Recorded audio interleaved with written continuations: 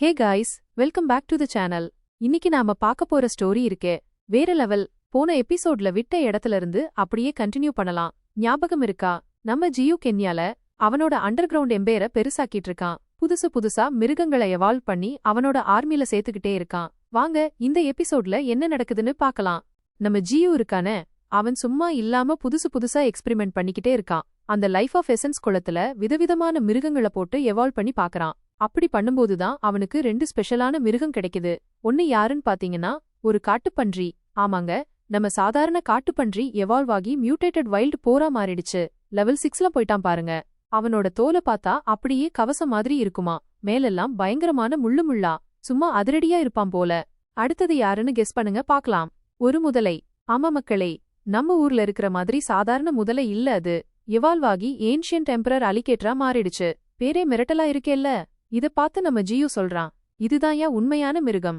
பயங்கர டேஞ்சரஸா இருக்கே. உண்மையிலேயே அந்த முதல்ல பார்க்க அவ்ளோ கொடூரமா இருந்துச்சான். லட்சத்துல ஒரு மிருகத்துக்கு தான் இப்படி ஒரு பவர்ஃபுல் எவால்வேஷன் நடக்குமா? இந்த ஏன்ஷியன்ட் எம்பரர் அலிகேட்டர் வந்ததும் ஏற்கனவே அங்க பவர்ஃபுல்லா இருந்த மியூட்டன்ட் ரெட் ஃபாக்ஸுக்கும் அவனுக்கும் சம போட்டி ஆரம்பிச்சிருச்சு. ஒரு பக்கம் லெவல் 9 மியூட்டன்ட் ரெட் ஃபாக்ஸ், இன்னொரு பக்கம் இந்த புதுசா வந்திருக்க ஏன்ஷியன்ட் எம்பரர் அலிகேட்டர். சாவ்கிங்கே சொல்றா, அவங்க 2 பேரும் அவ்ளோ ஃபாஸ்டா மூவ் பண்றாங்க, அவங்க என்ன பண்றாங்கன்னே என்னால சரியா பார்க்க முடியல. கிங் ஜாவோவும் லாங் ஃபாங்கும் அந்த சண்டைய பார்த்து அப்படியே ஷாக் ஆகி நின்னுட்டாங்களாம். சண்டையோட ஒரு முக்கியமான மொமெண்ட்ல என்ன ஆச்சுன்னா, அந்த ஏன்ஷியன்ட் அலிகேட்டர் இருக்கானே, அவன் நம்ம ரெட் ஃபாக்ஸ அவனோட பயங்கரமான தாடையில புடிச்சிட்டான். எல்லாரும் நினைச்சிட்டாங்க அவ்வளவுதான், முடிஞ்சு போச்சு ஃபாக்ஸ் கதைன்னு. ஆனா ட்விஸ்ட் இங்கதான் இருக்கு. அந்த ஃபாக்ஸ் இருக்கானே, டக்குன்னு தன்னோட வாய திறந்து நெருப்ப கக்க ஆரம்பிச்சுட்டான். அடேங்கப்பா, அந்த அலிகேட்டர் அப்படியே தீயில எரிய ஆரம்பிச்சுட்டான் பாருங்க. பனியும் நெருப்பும் ஒன்னா சேர்ந்து பயங்கரமான புகையா மாறிடுச்சு அந்த இடமே. புகையெல்லாம் அடங்குனதுக்கு அப்புறம் பார்த்தா நீங்க நம்ப மாட்டீங்க, அந்த மியூட்டன்ட் ரெட் ஃபாக்ஸும் ஏன்ஷியன்ட் எம்பரர் அலிகேட்டரும் ஒருத்தருக்கொருத்தர் கை கொடுத்து சிரிச்சிட்டு இருந்தாங்க. என்னடா இதுன்னு பாக்குறீங்களா? ஆமா மக்களே, அது ஒரு ஃப்ரெண்ட்லி மேட்ச். அவங்க சும்மா தங்களோட பவரை டெஸ்ட் பண்ணிக்கிட்டாங்க, வேற ஒன்னும் இல்ல. மறுநாள் நம்ம கிங் ஜாவோ இருக்கான, அவன் நம்ம ஜியூ கிட்ட வந்து எனக்கும் கொஞ்சம் அந்த லைஃப் ஆஃப் எசன்ஸ் கொடுங்க ப்ரோ, நானும் எவால்வ் ஆகணும்னு கேக்குறான். அது மட்டும் இல்லாம நான் அவ்ளோ ஸ்ட்ராங் ஆகணும், எவால்வ் ஆகணும், அதுக்காக என் இனத்தையே விட்டு கொடுக்கவும் நான் ரெடியா இருக்கேன்னு வேற சொல்றான். இத கேட்டதும் நம்ம ஜியூக்கு ஒரு டவுட் வந்துருச்சு. தன் இனத்துக்கே விசுவாசமா இல்லாதவன் நமக்கு எப்படி விசுவாசமா இருப்பான்னு யோசிக்கிறான். அதனால உடனே அவனுக்கு அந்த எசன்ஸ கொடுக்காம முதல்ல இவனை அப்சர்வ் பண்ணிக்கலான்னு ஒரு பிளான் போடுறான். இப்போதைக்கு அவனை திருப்பியும் அந்த மிருகங்க கிட்டயே அனுப்பி வச்சிடுறான். நம்ம ஜியூக்கு நல்லாவே தெரியும் அவனோட கென்யா இருக்கே, அது ஸ்பிரிச்சுவல் எனர்ஜியால ஃபுல்லா நிரம்பி இருக்குன்னு. அதனால அவன் சொல்றான், இது ஒரு வகையில பெஸ்ட் ஸ்பாட். இந்த இடத்தோட அட்வான்டேஜை யூஸ் பண்ணிக்க யாரு வேணாலும் இங்க இருக்கிற ரெடியா இருப்பாங்க. சாவ்கிங் நம்ம கிங் ஜாவோவோட சேட்டைகளை பார்த்து சிரிச்சிட்டு இருக்கா.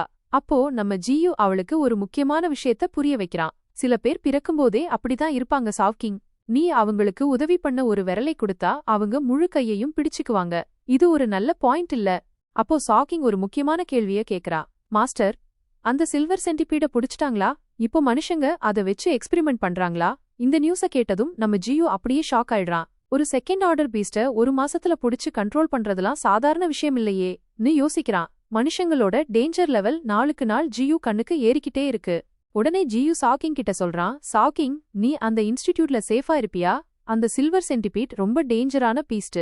நீ எந்த ப்ரிப்பரேஷனும் இல்லாம அந்த பீஸ்ட் கிட்ட போனா அது உன்னை கொன்னுடும். அதுக்கு சாவ்கிங் சொல்றா, ஆமா மாஸ்டர், நான் அங்க பத்திரமா இருப்பேன். நான் எப்பவும் அங்க இருந்து இன்ஃபர்மேஷன் கலெக்ட் பண்ணி உங்களுக்கு சொல்லிட்டே இருப்பேன். இருந்தாலும் நம்ம ஜியூக்கு சாவ்கிங்க பத்தி பயங்கர கவலை. அந்த சில்வர் சென்டிபீட் இப்போ ரிசர்ச் இன்ஸ்டிடியூட்ல இருக்கு. ஆனா சாவ்கிங் பேசுறத பார்த்தா அவ பெரிய பொண்ணாயிட்டா, நல்லா புரிஞ்சுக்கிறான்னு தெரியுதுன்னு தனக்குள்ளேயே சொல்லிக்கிறான். மெதுவா நம்ம ஜியூவோட பீஸ்டாமே ரெடியாகிட்டே இருக்கு. கடைசியா நம்ம ஜியூ ஒரு முக்கியமான விஷயத்த சொல்றான். இப்போ ஏடியன்ஸ உருவாக்குற டைம். இவ்வளவு பெரிய பீஸ்ட் ஆர்மி ஒன்னா சேர்றத பார்த்து King Zhao, Qian King, Long Fang எல்லாருக்கும் பயங்கர கோபம் வருது. அவங்க நல்லாவே புரிஞ்சுக்கிட்டாங்க இவ்வளவு பீஸ்ட் வெளியே போனா பயங்கரமான அழிவு நடக்கும், மொத்த ஃபெடரல் நேஷனும் பைத்தியம் புடிச்சிரும்னு. எப்படி இருந்துச்சு இந்த எபிசோட்? உங்க கமெண்ட்ஸ கீழே போடுங்க.